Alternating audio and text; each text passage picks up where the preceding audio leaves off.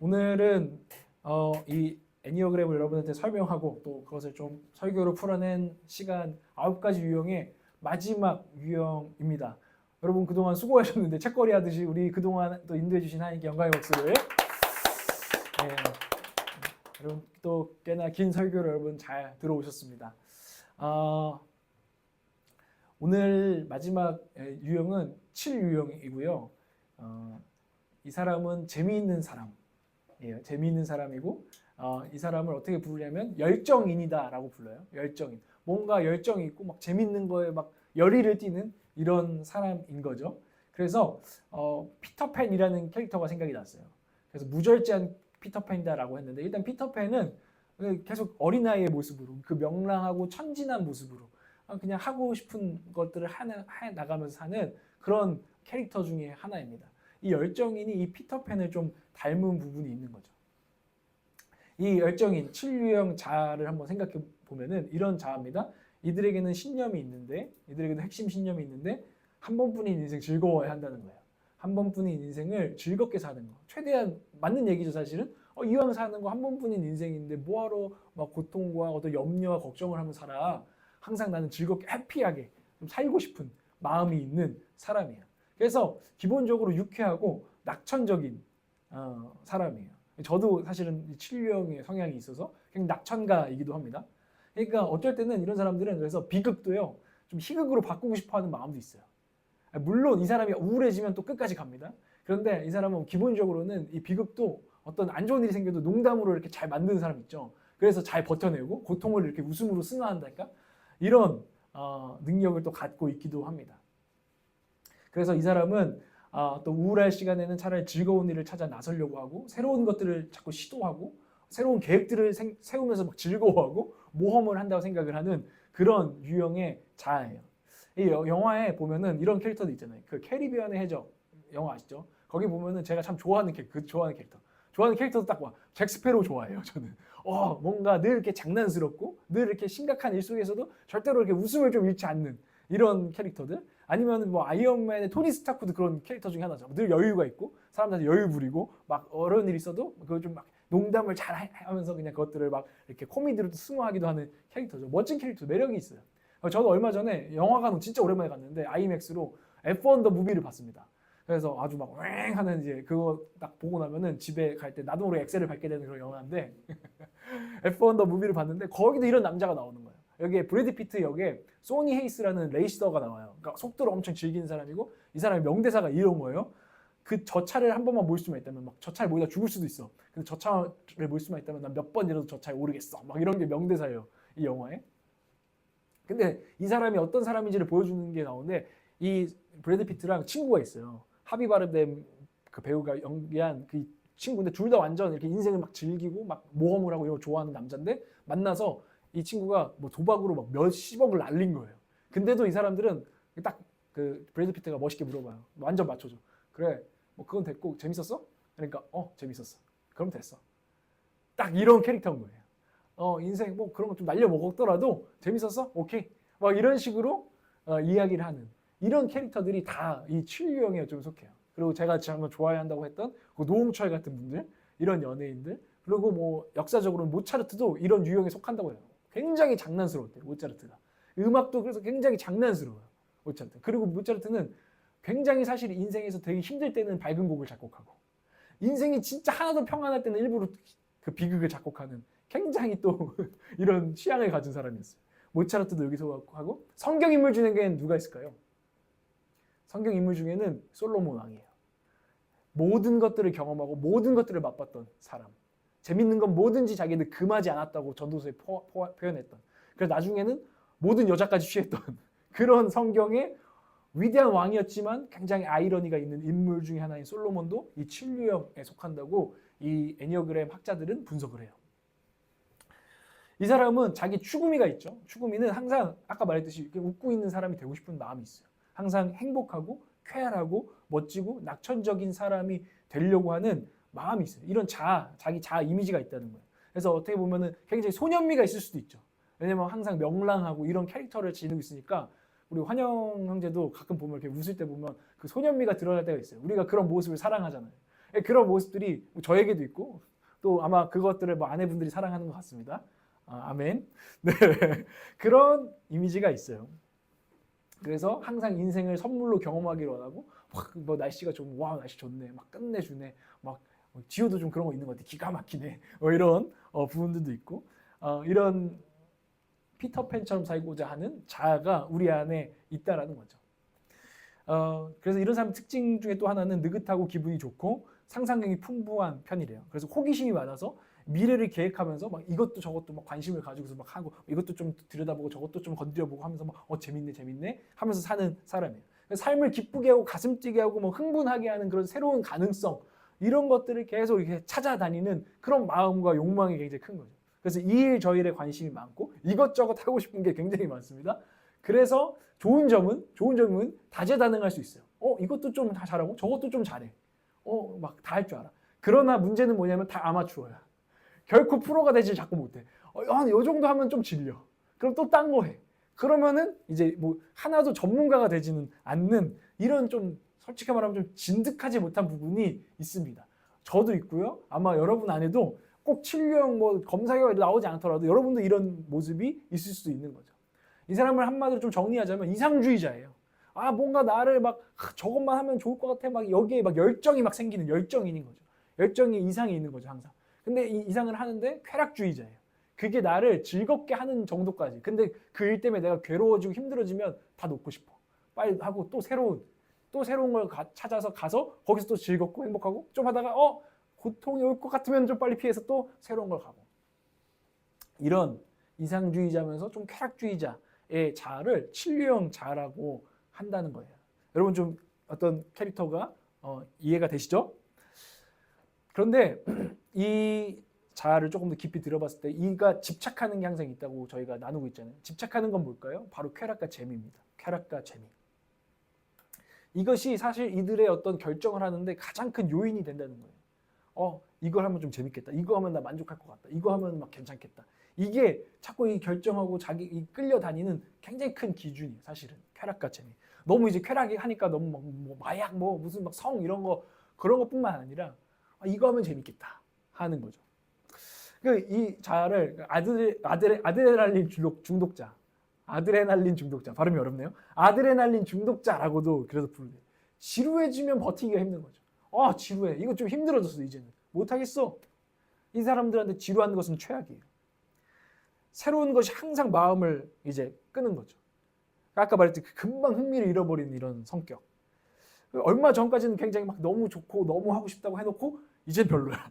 이런 일들이 너무 많다는 거예요. 그래서 사실은 이 사람이 지금 우리 칠비형 둘 다 결혼했지만 한 여자한테 정착하는 게 굉장히 힘들 수 있는 사람. 한 일에 막 희생을 하는 거. 자기를 갈아넣는 게 생각보다 사실은 힘든 사람. 왜냐면 딱 재미를 주지 않기 시작하면 너무나 힘들기 때문에. 그래서 이제 저도 이거 애니어그램 수강할 때 칠류형 막 모아놨어요. 칠류형 손 들어보세요. 이러더니 막 그 강사님이 바람기가 제일 많은 남자들이야. 호기심이 많아 항상. 저 여자는 어떻지? 저 여자는 어떻지? 막 이렇게 눈이 자꾸 돌아가는 남자. 에너지가 항상 눈이 있어. 막 뭐 새로운 거 없나? 이 눈에 있는 남자들 조심하세요 목사님들 막 이렇게 막 우리한테 했어요.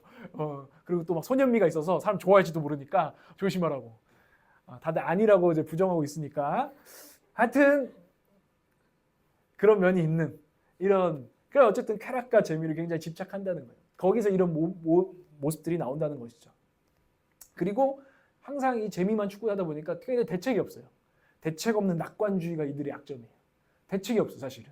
진짜 정확하게 이런 대책이 없이 낙관해. 그냥 잘 될 거야. 재밌을 거야. 행복할 거야. 이렇게 하고 이제 막 그냥 긍정 회로를 돌리면서 들어갈 때가 많은 거죠. 그러니까 그러다 보니까 이 사람들은 화가 날 때가 있어요. 이 사람들이 웃고 있지만 어릿광대가 갑자기 표정 거두면, 그래서 어릿광대 캐릭터 무서운 거 알죠? 항상 웃고 있는데 갑자기 싹 굳으면서 하는 게 굉장히 섬뜩하고 무서운 거잖아요. 이 사람들이 어릿광대 사실은 사람들이에요. 자기는 막 행복하게 살려고 하는데 누가 옆에서 초쳐. 막 나는 기분 좋게 하려고 하는데 막 상상하면서 막 이거 해봐야지 하는데 옆에서 그래도 뭐 현실이 좀 이렇고 저렇고 하면은 갑자기 화가 막 확 나는 거죠. 왜냐면 내 행복을 지금 망치고 있으니까. 내 쾌락을, 내 재미를 막 지금 누가 딱 스탑을 시키고 내 계획을 지금 막 초를 치니까 어릿광대가 화가 나서 소름 끼치는 어릿광대처럼 굉장히 공격적으로 변할 수도 있다라고 심리학자를 보는 거예요. 그래서 저는 이제 인정이 되더라고요. 저도 모르게 막 내가 지금 막 하고 있는데 막 막 아내나 누가 막 옆에 초치면 약간 옛날에 그런 거 있었는데 누가 여기 분위기를 뭐 같이 만들어? 막 이게 유명한 이 명대사가 있어요. 그것처럼 내 마음이 막 화가 나는 거야. 아 지금 분위기 왜 저렇게 만들지 쟤? 막 이 화가 나 있는 거죠 제 안에. 웃으면서도. 근데 이게 쾌락과 재미에 대한 집착이 있는 거야. 지금 내가 하고 싶은 거를 지금 내가 지금 재밌는 거 하려고 하는데 막으면은 막 화가 나는 이런 게 대책 없는 낙관주의 안에 있는 거예요. 이게 쾌락과 재미를 집착하는 이 자아의 모습이에요. 이들이 그럼 회피하는 게 뭐죠? 회피하는 건 고통이에요. 인내예요. 이 일이 재미가 없어지고 모든 일이 사실은 그래요. 어느 순간이 되면은 인내해야 전문가가 되고 고통을 지나가야 이것도 열매를 맺게 되는데 이 자아의 문제는 이 고통을 사실은 외면하고 싶어요. 고통을 회피하고 싶은 거죠. 그냥 항상 나는 유쾌하고 재밌고 싶어. 그냥 유쾌, 통쾌, 상쾌하고 싶어. 행복한 기분으로 뭐든지 하고 싶어. 난 이왕 하는 거 기분 좋게 하고 싶어. 저도 정말 그렇거든요. 이왕 하는 거 기분 좋게 하자. 뭐 고통스럽게 하냐. 막 그래, 근데 너무 또 그러지 마. 이런 마음도 제게 있는 거죠. 고통을 항상 회피해요. 고통은 좀 덮어두고 싶은 거죠. 슬픔, 수고, 인내, 불쾌한 환경 이런 거 견디고 싶지 않다라는 마음이 너무 강하다는 거예요. 인생은 사실 인생을 어떻게 보느냐? 인생의 단맛만 보고 싶은 거죠. 인생에는 쓴맛도 있고 또 쓴맛이 있기에 단맛이 있다라는 유명한 어제 영화를 봤는데 또 영화 명대사가 있더라고요. 인생의 그 영화 전체 주제가 인생에는 쓴맛이 있기 때문에 단맛이 단맛인 것이다. 단맛만 보고 살던 남자가 그래서 단건 줄도 모르고 살던 남자가 드디어 쓴맛을 보고 인생의 단맛을 찾아가는 이런 모습을 보여주는데 그런 거죠. 근데 우리는 기본적으로 아주 꿀만 빨라고 하는 이런 성향이 우리 자아 가운데 있고 고통을 회피하고 싶고 쓴맛은 최대한 안 보려고 하는 마음이 있다는 거예요. 여러분 어떠십니까? 그래서 그 인내하는 거. 그러니까 때로는 내 삶에 주어진 어려운 일을 인내하는 것도 어렵지만 옆에 막 우울한 얘기하는 거 싫어요.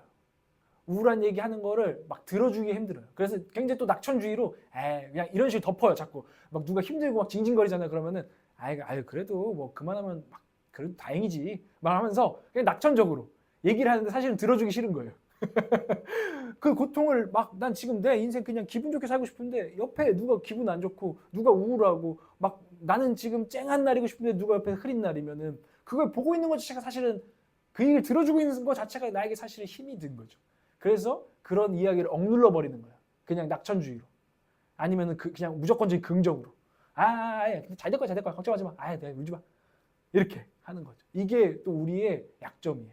사실 그래서 고통을 마주하고 깊이 공감해주고 들어주는 것들을 잘 못할 수도 있는 거죠. 고통을 회피하는 것에서 나오는 인간의 모습이에요. 이런 집착은 쾌락과 재미를 집착하고 고통은 회피하려고 하는 이런 자 안에는 방어 기제가 있는데 아까 말했던 낙관주의. 이 거짓 선지자들도 그게 거짓 선지자죠. 평안하다. 나라가 망해가. 지금 나라가 어두워 현실이. 현실을 지금 봐야 돼. 직시해야 돼. 근데 선지자가 아니야 그거 우울한 소리 해서 뭐해? 평안하다. 샬롬 그냥 외치면서 지금 나라가 개판이고 지금 완전히 뭐 경제 사회 모든 게 지금 이스라엘이 날아갈 판인데 거짓 선지자들이 그렇게 한 것처럼 이 안에는 거짓 선지자를 데리고 사는 거죠. 잘 될 거야. 평안할 거야. 내 인생 뭐 어떻게든 될 거야 하면서 이런 방어 기제로 자꾸 우리는 무책임한 낙관주의로 살아갈 때가 있는 게 이들의 방어 기제고요. 이들은 합리화의 고수예요. 머리 유형이잖아요. 머리로 이제 굴리는 거죠. 머리로 굴려서 고통을 별거 아닌 것처럼 그냥 머리로 근데 이건 별거 아닌 거야. 이렇게 만들어 버려요.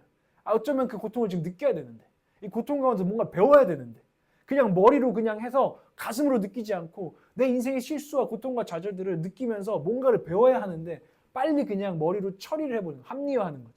합리화해서 이런 거 요즘 이런 말 하잖아요. 좋은 말일 수도 있지만 무서운 말일 수도 있는 거예요. 완전 럭키비키잖아. 이러면서 그냥 다 머리로 그냥 처리해버려. 지금 너는 지금 이 실수에서 뭘 배워야 돼. 뼈 아프게라도 뭘 배워야 해. 하나님은 그걸 원하고 계셔. 근데 대책 없는 낙관주의와 합리화로 이것 오히려 좋아. 완전 럭키비키잖아. 하면서 처리해버려. 그리고선 배워야 될 것을 하나님께 들어야 될 음성을 듣지 못하는 합리화의 함정도 이들이 빠질 수 있는 방어 기제 중에 하나입니다. 마지막으로는 이거 여러분 싫어하는 사람들도 있을걸요. 웃어넘기기입니다. 그러니까 저도 좀 그런 편이에요. 하면은 그냥 허허 하면서 그냥 웃어넘길라 해요. 아니면 좀 재치 있게 그냥 이렇게 돌려서 어떤 문제를 막 같이 막 심각하게 얘기하기보단 그냥 웃어넘기려고 할 때가 있어요.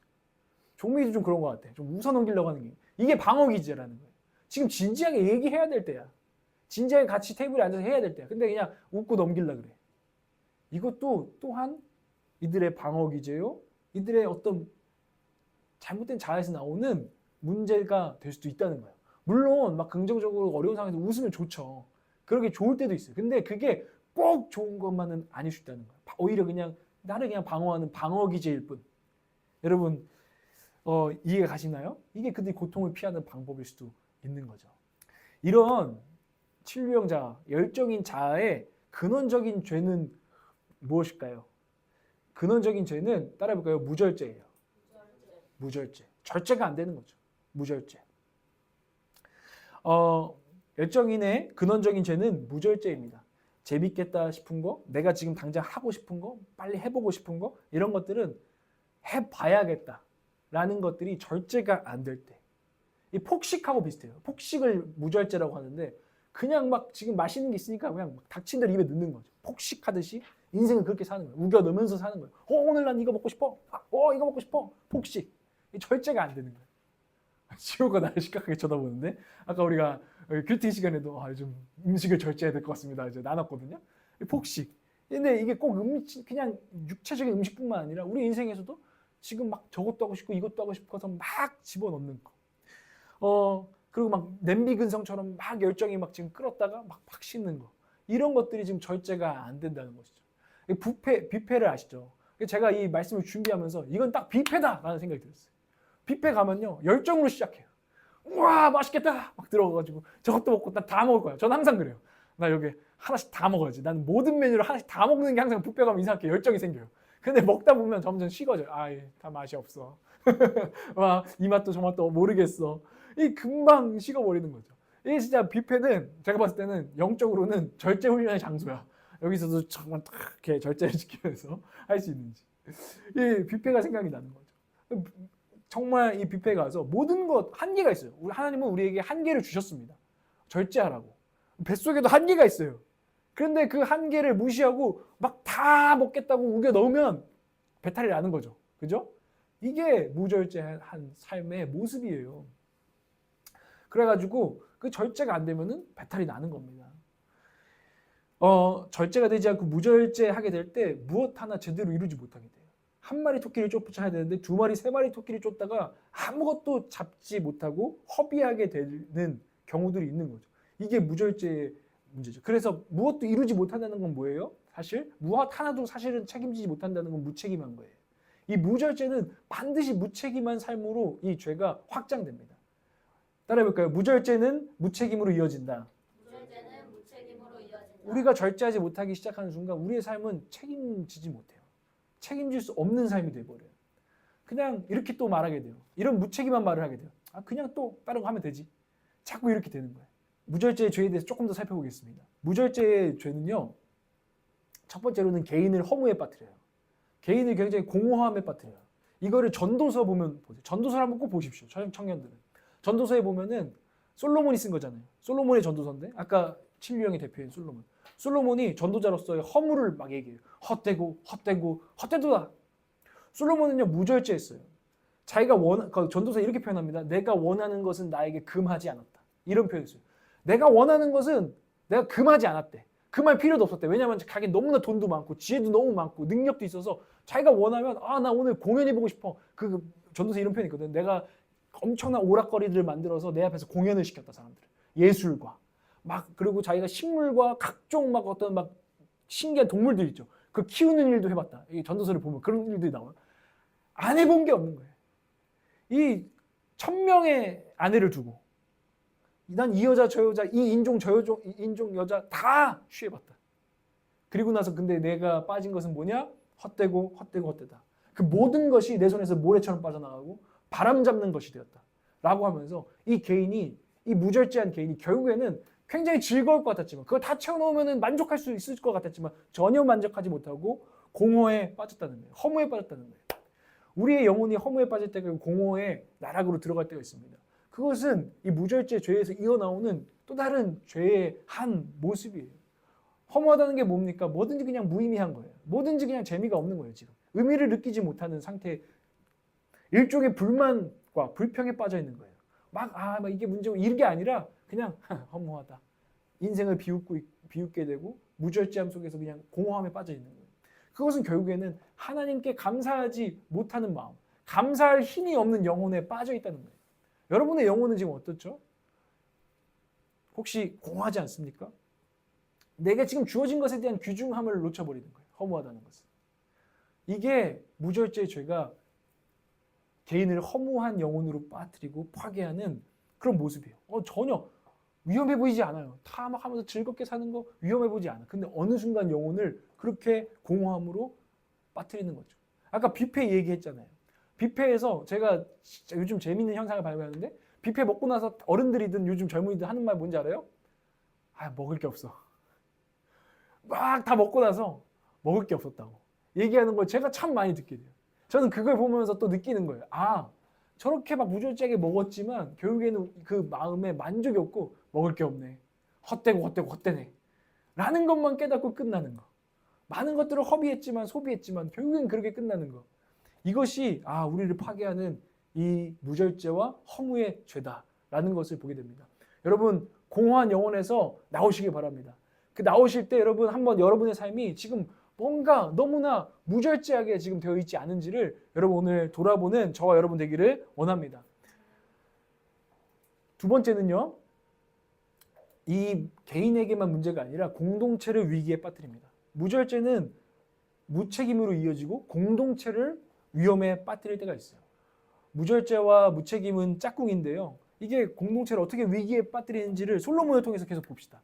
솔로몬은요, 이스라엘 왕들 중에, 역대 왕들 중에 다윗보다도 더 큰 영토를 차지했습니다. 더 많은 영광을 이루었습니다.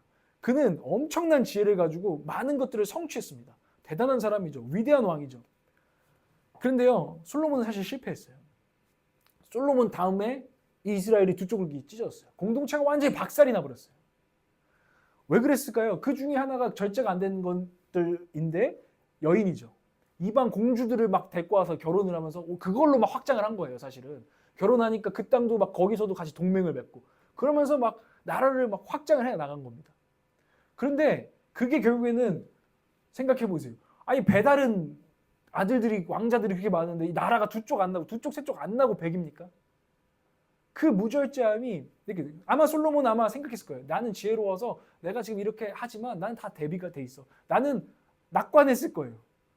내 나라를 깨뜨리지 않을 거야.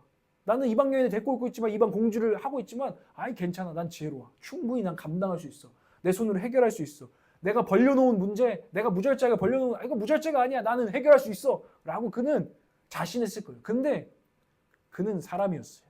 아무리 이 땅에서 가장 지혜가 있다고 한들 그는 자기가 벌려놓은 문제를, 무절제하게 벌려놓은 문제를, 삶을 해결하지 못했어요. 결국 나라는, 공동체는 쪼개지고 말았어요. 이게 솔로몬을 통해서 배우는 것입니다. 무절제함과 무책임함이 공동체를 깨뜨리는구나. 무절제에 빠지면 우리에게 적용해 볼까요? 공동체를 박살낼 수 있어요. 가장이 만약에 도박에 빠지고 술에 빠지고 무절제하게 막 그냥 재밌는 걸 쫓아서 산다고 생각해 보세요. 자기가 하고 싶은 것만 한다고 생각해 보세요. 그러면은 가정은 박살날 것입니다. 두 쪽 날 것입니다.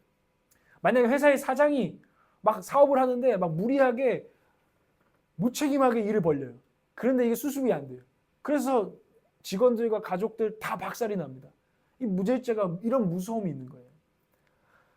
근데 솔로몬이 그러지 못했고, 자기 너무 자신했고, 또 우리도 그런 무절제와 무책임함에 빠질 수 있다라는 것입니다. 그것이 결국에는 자기만의 문제가 아니라 가정과 교회와 공동체를 부실 수도 있다는 것. 이것을 여러분들 오늘 기억하면서 나를 또 돌아보고 정말 주의하시기를 주님으로 축복합니다. 주님은 우리를 책임 있는 존재로 지으신 줄 믿습니다. 우리를 막 무책임한 존재가 아니라요, 책임 있는 존재로 지으셨어요. 그리고 주님께서 우리를 책임 있는 존재로 지으셨다는 건요, 우리에게 그냥 어떤 무거운 짐을 막 주고, 네가 가장이잖아 해서 어깨를 막 무겁게 하려고 주님 우리를 책임 있는 존재로 지으셨다는 것이 아니라, 주님이 우리를 책임 있는 존재로 지으셨다는 것은 우리가 책임을 다할 때 진정한 즐거움과 진정한 기쁨이 우리 가운데 넘치도록 하는 그런 계획을 가지고 있다는 것입니다. 여러분, 창세기 오늘 1장 28절 말씀을 한번 읽어보겠습니다. 한번 창세기 1장 28절의 말씀입니다. 함께 읽겠습니다. 시작. 하나님이 그들에게 복을 베푸셨다. 하나님이 그들에게 말씀하시기를 생육하고 번성하여 땅에 충만하여라. 땅을 정복하여라.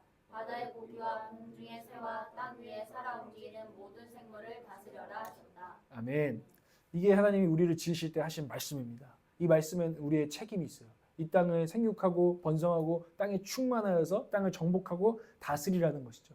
이 말은 그냥 막 그것을 착취해서 내 재미를 위해서 막 항상 무절제하게 내가 새 다스려야지 막 치킨 막 이렇게 돼지고기 막 이런 게 아니라 이들을 정말 섬기고 다스리라는 것이죠. 그리고 너에게 복을 주었으니 너희들은 복이 될지라. 복이 되려면 가장이 복이 되려면 가장으로서 책임을 져야 됩니다. 그렇죠? 가장이 책임을 안 지면 복이 아니라 저주가 됩니다. 여러분의 인생에 책임을 안 지면은 그거는 복이 아니라 저주가 되는 인생이 되고 남들에게 어려움이 되는 인생이 되는 것이죠. 근데 주님 우리를 그렇게 짓지 않으셨다는 거예요. 우리에게 책임을 지고 책임을 다하라 라고 말씀하시면서 네가 책임을 다할 때 네 안에 있는 진정한 만족감, 그냥 막 무책임하게 살 때 막 그런 재미와 쾌락이 아니라 네가 정말 책임을 다할 때, 하나님의 형상대로 살아갈 때, 내가 너를 디자인하고 너에게 계획한 대로 살아갈 때 오는 진정한 만족을 추구하면서 살아라 라고 말씀하시는 줄 믿습니다. 이게 성경이 우리에게 주시는 메시지예요. 복이 되는 존재가 되십시오. 그러려면 책임 있는 존재가 되십시오. 아멘이십니까? 네. 여러분 정말 우리 교회 안에도 우리가 서로를 책임져야 돼요. 우리 이 공동체에 누군가 함께 했다는 건 다 우리 서로 한 사람 한 사람 이 교회에 대한 책임이 있는 줄 믿습니다. 여러분이 가정을 이뤘다는 건 가정에 대한 책임이 있죠. 특히 우리 가장들은 이제 책임이 있죠. 또 아내들도 책임이 있어요. 그렇죠? 교회 목회자가 되었다는 것은 목회자로서의 이 교회에 대한 또 다른 또 책임이 있어요. 그러나 그 책임이 저주가 아니라 하나님이 제게 진정한 기쁨과 만족을 주실 저의 정체성이라는 것을 주님 오늘 말씀하신다는 것입니다. 그런데 무절제는 그 정체성을 뺏어가고 무절제는 그 정체성을 자꾸 파괴한다는 것이죠. 그래서 결국에 하나님이 우리를 지으신 존재대로 명령대로 살지 못하게 하고 죄인으로 하나님을 반역하는 자로 우리가 무절제 가운데 살 때가 있다는 것입니다. 그렇다면 오늘 성경은 주님은 우리에게 어떤 말씀을 주시느냐. 오늘 우리가 읽은 본문입니다. 자기 십자가를 지고 나를 따라오라. 주님 오늘 분명하게 이렇게 말씀하세요.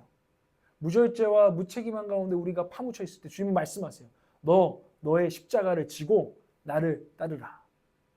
이 주님의 음성이 우리 가운데에 오늘 있다는 것입니다. 여러분 이 말 아세요? 너무 유명한 말이죠. No cross, 안 유명하군요. No cross, no crown. 십자가 없이 영광은 없다. 십자가 없이 영광은 없다는 이야기입니다. 십자가 없이 우리는 때로는 곧장 부활과 영광으로 달려가고 싶어요. 십자가의 길 이런 거 다 그냥 생략하고 바로 부활과 영광과 형통과 축복으로 우리는 달려가고 싶어 하는데 주님은 영적으로 원리를 설명해 주십니다. 그리고 보여주십니다. 이 십자가, 내가 진 이 십자가 없이 부활도 영광도 없는 것이다. No cross, no crown. 자기 십자가를 그러니 지고 나를 따라오너라. 이게 정말 복된 길이다. 라고 우리에게 가르쳐 주신다는 것입니다. 근데 베드로는요, 오해했어요. 베드로는 내심 기대했어요. 나는 그렇게 고생하고 싶지 않아. 내 인생은 그냥 다 쨍쨍한 날만 있었으면 좋겠어. 그냥 유쾌하고 형통했으면 좋겠어. 라고 생각했던 것 같아요. 그냥 십자가 없이 나는 영광을 받고 싶어. 라고 생각을 했던 것이죠. 그래서 예수님께서 십자가에서 죽으실 것과 부활하실 것을 말씀하셨을 때 그는 십자가와 고난과 죽음은 회피하고자 했습니다. 그래서 주님께 이렇게 항의하죠. 베드로가. 주님 십자가라뇨. 그러실 수 없습니다. 주님 그러실 수 없습니다. 십자가라뇨.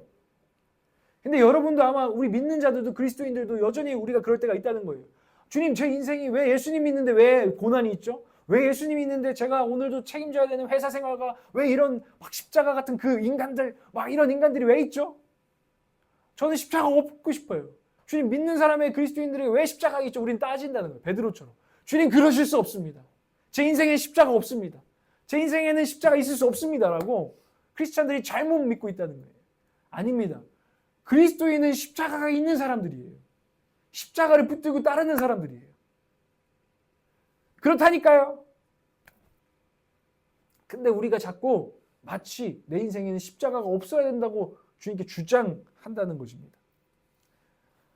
쓴 잔 없이 달콤함만 있어야 된다고 주장한다는 것입니다. 그때 주님 우리에게 말씀하십니다. 사탄아, 뒤로 물러가라.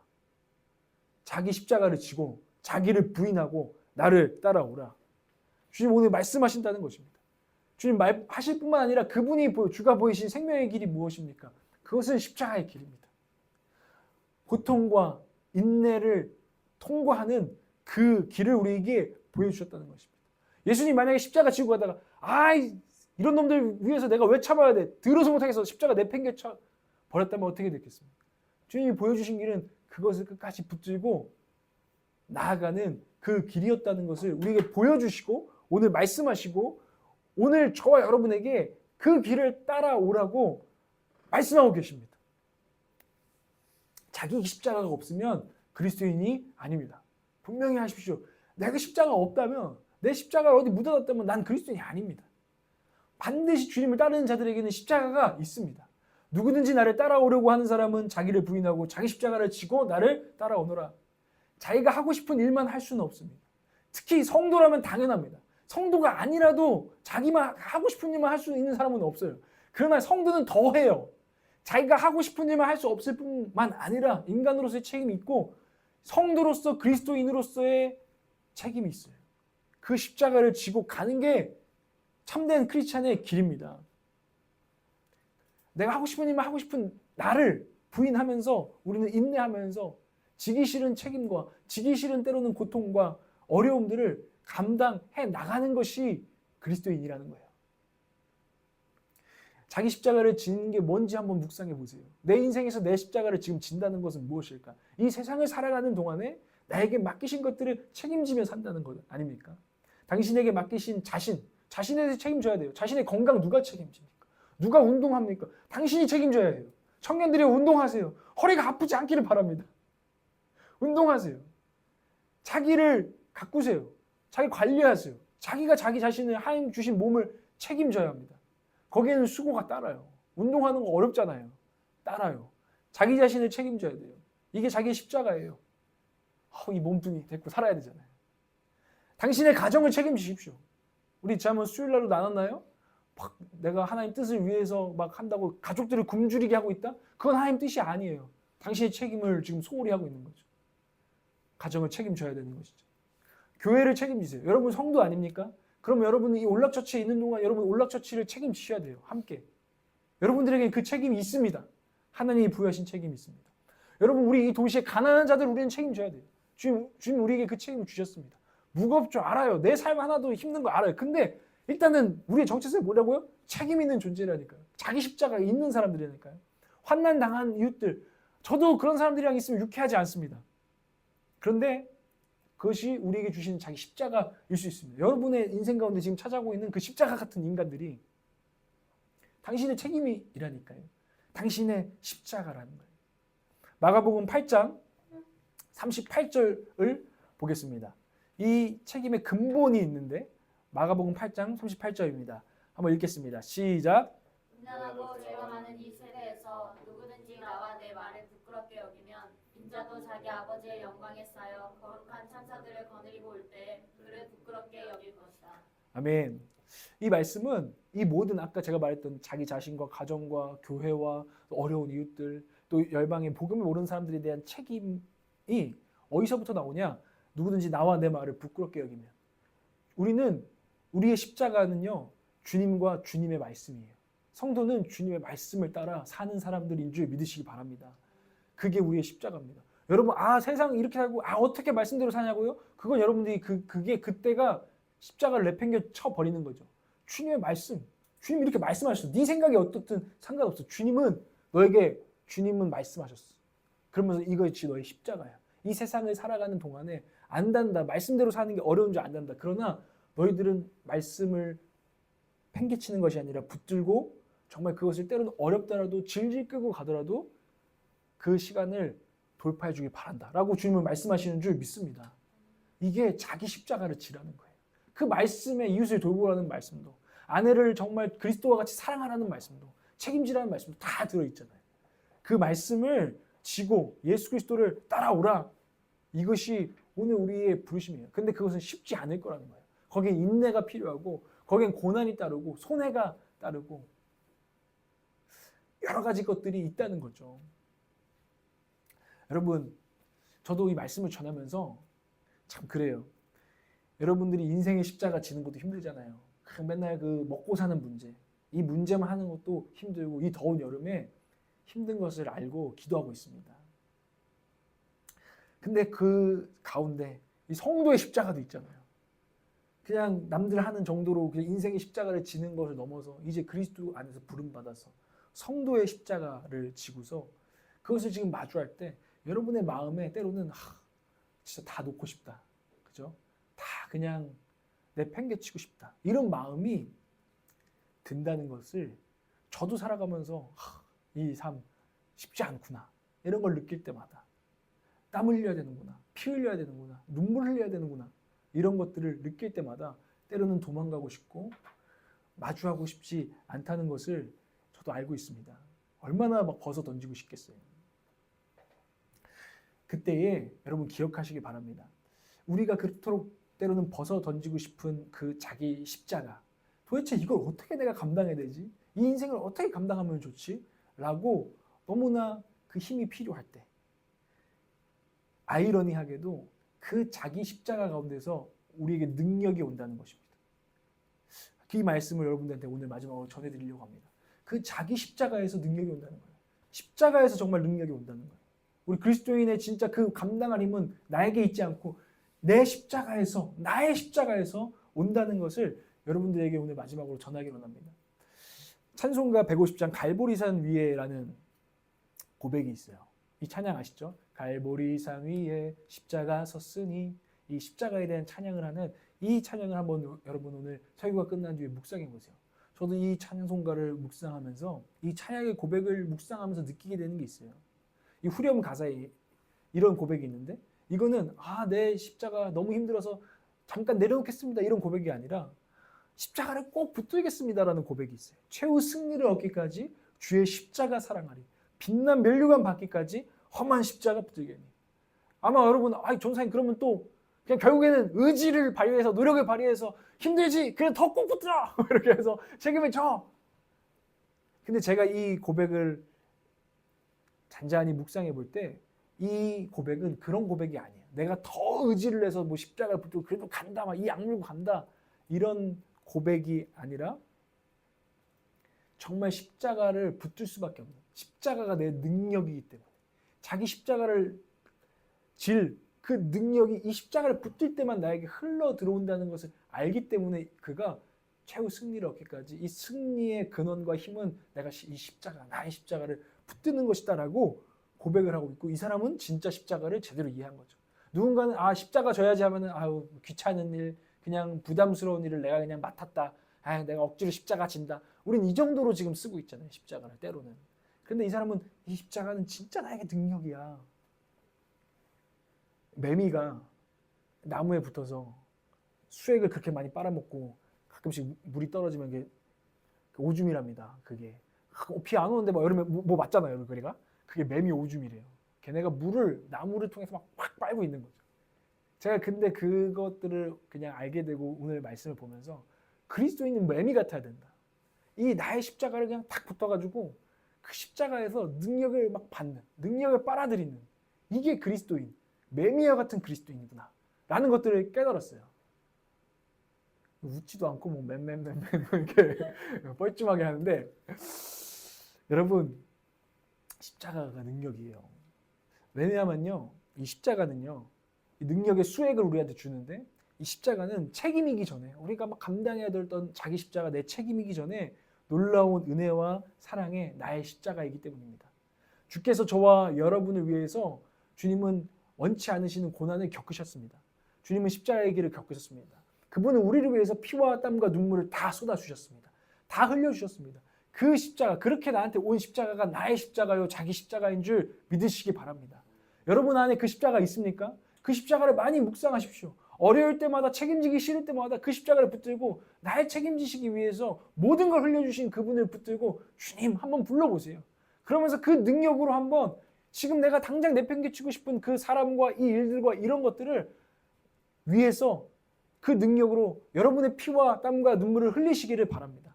그렇게 성도의 책임 있는 존재로서의 성도의 삶을 여러분 감당하는 저와 여러분 되시기를 주님으로 축복해요. 그래서 이 십자가를 붙들고서 주님 그냥 이 부르면 주님이 나도 안다 하면서 그냥 십자가에 딱 붙어 있으면은 주님이 느껴지고 주님이 또 주시는 새로운 마음, 이 일을 감당할 수 있을 것 같은 마음들이 부어질 줄 저는 믿습니다. 성령님이 그 힘 주신다니까요. 아 오늘 진짜 여름이라 더워 죽겠어서 밥도 하기 싫고 나 청소하기도 싫고 다 내팽개치고 싶어 이럴 때에도 주님께서 감당할 능력을 주실 줄 믿습니다. 여러분의 인생에 반드시 그런 때가 올 거예요. 지금도 와 있는지 몰라요. 그렇죠? 우리가 사업을 시작하든 우리 직장 생활을 하든 처음에 갔을 때는 주님의 은혜야 너무나 감사해하고 이제 직장 생활 시작했지만 지금 몇 년째 지나가다 보니까 매일매일 힘든 거죠. 직장에서 막 이 직장 생활 내가 이 가정을 또 먹여 살리는 일 중에도 하나잖아요. 일을 책임하면서 지치고 힘들고 버겁고 어려움이 있죠. 근데 그 가운데서 십자가를 붙들어야 된다는 거예요. 남편 붙들면 나올 게 없어요. 십자가를 붙들고 주님 남편 붙들고 너가 해봐 이러면은 나올 게 없다니까. 십자가를 붙들고 그때에 내가 감당해야 되는 남편과 내가 감당해야 할 아내와 모든 것들을 감당한 능력이 부어질 줄 믿습니다. 그 놀라운 은혜의 십자가를 붙들고 사는 이번 한 주를 훈련하시길 바랍니다. 여러분 어떤 인생에서 여러분 어떤 지금 전 잘 모르죠. 여러분은 어떤 인생에 정말 감당하기 어려운 자기 십자가 사람마다 다르잖아요. 정말 어떤 가끔 청년들 보면 자기가 막 정말 부모 역할을 해야 되는 그런 십자가를 지고 사는 친구들도 있고 아니면 자기 혼자 몸 그냥 이게 너무 힘들어서 몸이 너무 어려운 친구들도 있고 여러 가지 십자가를 마주하고 우리는 살아갑니다. 그런데 오늘 이 말씀을 통해서 여러분의 눈이 열려서 그 십자가가 너무 버겁고 내 인생이 막 답답하고 막 생각하면 내가 어떻게 저걸 감당하나 막 막막해질 때 여러분의 눈이 열려서 진짜 그리스도 안에서 눈이 열려서 그 자기 앞에 있는 그 막막한 책임과 십자가가 나의 은혜의 십자가로 주님이 나에게 주셨던 그 은혜의 십자가로 변화되어 보이시기를 바랍니다. 그리고 그 내가 책임져야 되는 그 일이 나에게 복된 책임이 되시기를 주님으로 축복해요. 주님은 이걸 감당할 능력을 주시고 나를 지금 맡기시는 거야. 주님 붙들면 이것을 감당할 능력 주실 거야. 그리고 이것으로 말미암아 나에게도 복이 되고 이 모든 이들에게도 복이 되게 하시는 나는 복된 책임을 주님께서 지금 나에게 맡기시고 있는 거야. 라는 새로운 믿음의 눈으로 보시고 여러분의 하루하루의 삶 가운데 현실을 여러분 짊어지시기를 주님의 이름으로 축복합니다. 그때 거기서 예수님께 배울 때에 수고하고 무거운 짐진 자들아 다 내게로 오라. 내가 너희를 쉬게 하리니 내게 멍에 매는 법을 배우라. 내게 자기 십자가 매는 법을 배우라 하는 그 법을 진짜 인생에서 배우게 될 줄 믿습니다. 그래서 여러분이 넉넉히 이기고 넉넉히 감당하게 되실 줄을 주님의 이름 안에서 선포합니다. 여러분 청년들이요. 요즘은 정말 책임감 없는 사람이 너무나 많잖아요. 그리스도인들 책임감이 있어야 돼요. 알아요. 어려운 거 알아요. 근데 주님의 능력으로 감당하시기를 바랍니다. 그리고 나면 아까 말했죠. 주님이 우리에게 책임 있는 존재로 지으셨다는 것은 진정한 즐거움을 예비해 놓으셨다는 것입니다. 그냥 우리가 막 쉽게 얻을 수 있는 즐거움, 그냥 콜라 막 마셔고 막 나는 그런 막 인생 어느 순간에 입에서 단내 나는 너무나 쉬운 쾌락이 아니라 고통과 인내를 수반하지만 정말 운동하고 나면 처음엔 힘들지만 나중에는 만족스러운 몸을 얻고 열매들을 얻는 것처럼 여러분 가운데 하나님께서 예비하신 그 인생의 정말 값진 열매가 기쁨의 열매가 예비되어 있는 줄 믿으시기를 바랍니다. 반주해 주시겠어요? 우리 같이 반주해 주시면 마지막 이야기를 하고 기도했으면 좋겠어요. 아시시에 프란치스코라는 수도사가 있었어요. 제가 워낙 유명한 기독교 역사에서는 굉장히 유명한 수도사입니다. 성자로 불리고 진실인지 아닌지 모르겠지만 어느 순간 그 사람이 너무나 영혼이 기쁘고 맑고 투명해져서 동물들이 그를 보고 도망가지 않고 정말 새들이 와서 깃들었다고 할 정도로 뭔가 이 사람은 특별한 존재가 이 평생을 통해서 하나님이 그를 그렇게 빚으셨어요. 근데 알고 보니까 이 프란치스코가 굉장히 방탕한 사람이었어요. 굉장히 취향이 고급스럽고요. 즐거운 거, 항상 쾌적한 것들을 찾아 사는 그런 젊은 시절을 보냈대요. 그래서 이 사람 항상 즐거운 게 뭐가 있지? 인생에 달콤한 게 뭐가 있지? 라면서 그것들로 인생을 채우고자 살았던 그런 사람이었어요. 풍요로운 삶을 막 즐기는 사람이었어요. 이 사람은 그런 영혼인 거죠. 세상의 어둠이나 악취를 마주하고 싶은 마음이 없는 사람. 그런 것들은 난 좀 덮어놓고 살고 싶은 사람이었는데 희한하게 그리스도를 만나고 나서 주님은 그를 어둠이 있고 악취가 나는 곳으로 인도하십니다. 인생의 고통을 마주해야 되고 고통을 피할 수가 없는 가장 고통스러운 존재들과 함께하게 하시는 자리로 인도하시는데 그게 나병 환자를 돌보는 일이에요. 수도사가 다 거기 가는 게 아닌데 하나님이 이 쾌적한 걸 좋아하고 땀 흘리는 걸 싫어하고 늘 고상하고 이런 사람을 나병 환자를 돌보는 사명으로 부르셨어요. 처음에 이 수사는 솔직하게 기록해요. 너무 도망가고 싶었다고. 냄새나고 막 힘든 영혼들이잖아요. 그 사람들을 막 얼굴이 뭉개진 그 사람들을 보고 있으면 내 기분도 우울해지고 즐겁지 못하잖아요. 근데 그럼에도 불구하고 그 자기 십자가를 그리스도의 은혜로 그가 감당합니다. 쉽지 않았을 거예요.